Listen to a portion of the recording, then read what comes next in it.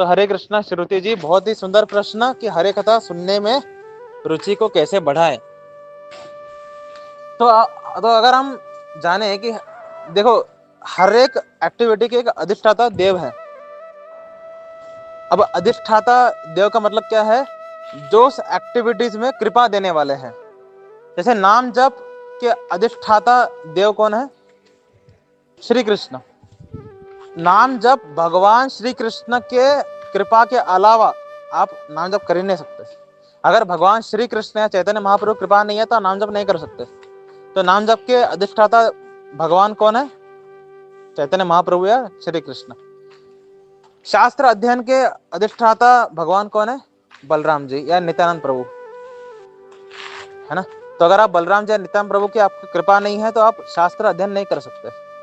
तो हरि कथा की अधिष्ठाता भगवान कौन है? हमारे मोस्ट फेवरेट गौरांगी श्रीमती राधा रानी, है ना।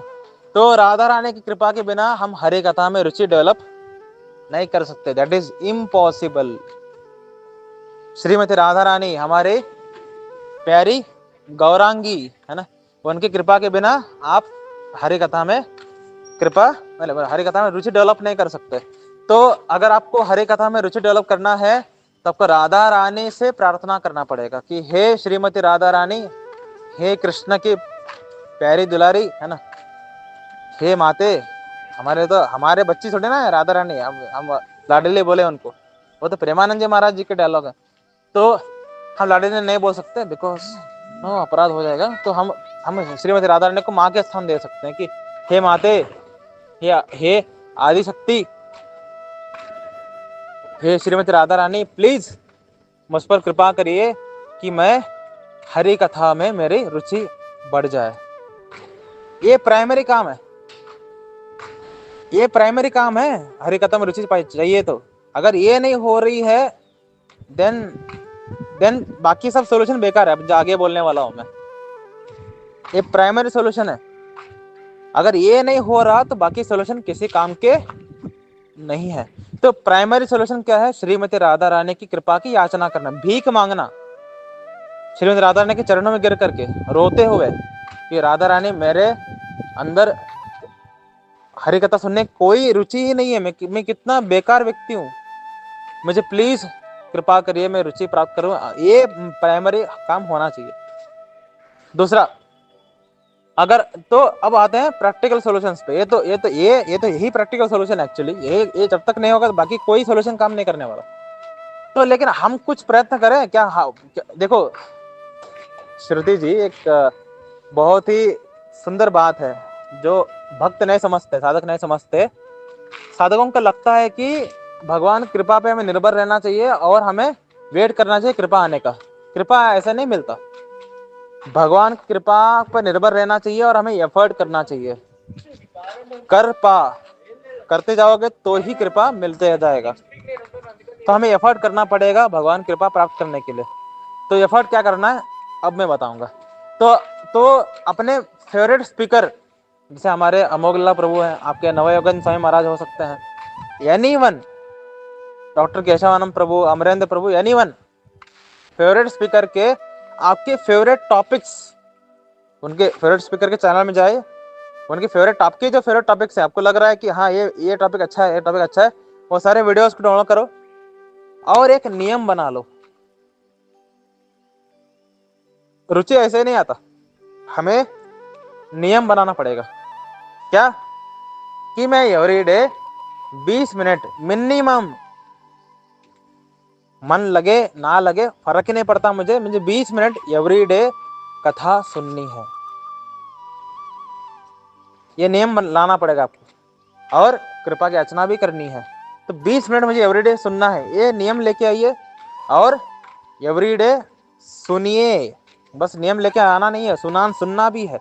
एवरीडे सुनिए उसको, एवरीडे 20 मिनट सुनना ही है कंपलसरी। मेरे माइंड में फिक्स हो चुका है, अब मैं 20 मिनट सुनूंगा ही सुनूंगा। 20 मिनट सुनिए।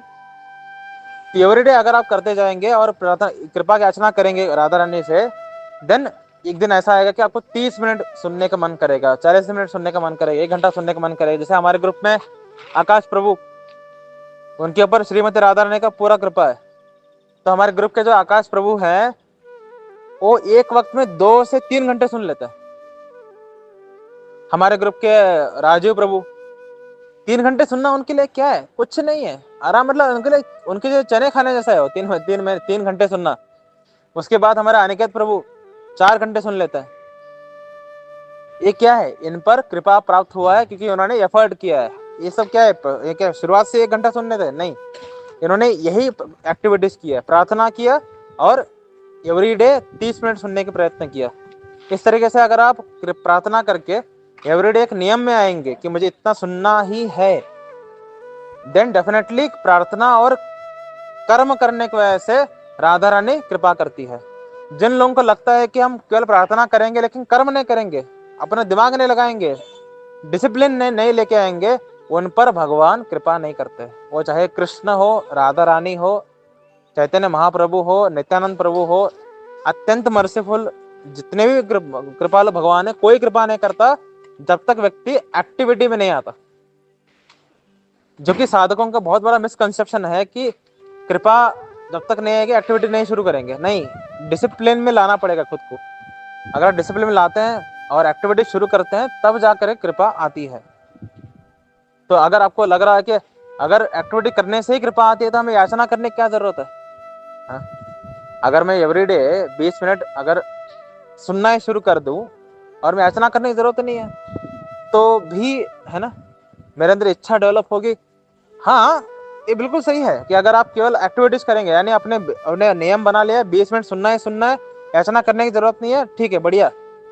इसका एक फायदा क्या है कि डेफिनेटली आप पर कृपा आएगी, आप याचना करो या ना करो, क्योंकि जब देखते हैं भगवान कि आप उनको जानने के लिए इतना उत्सुकता है लेकिन आपके अंदर अभी याचना करने की इच्छा नहीं है ईगो की वजह से, तो भगवान कृपा कर देते हैं।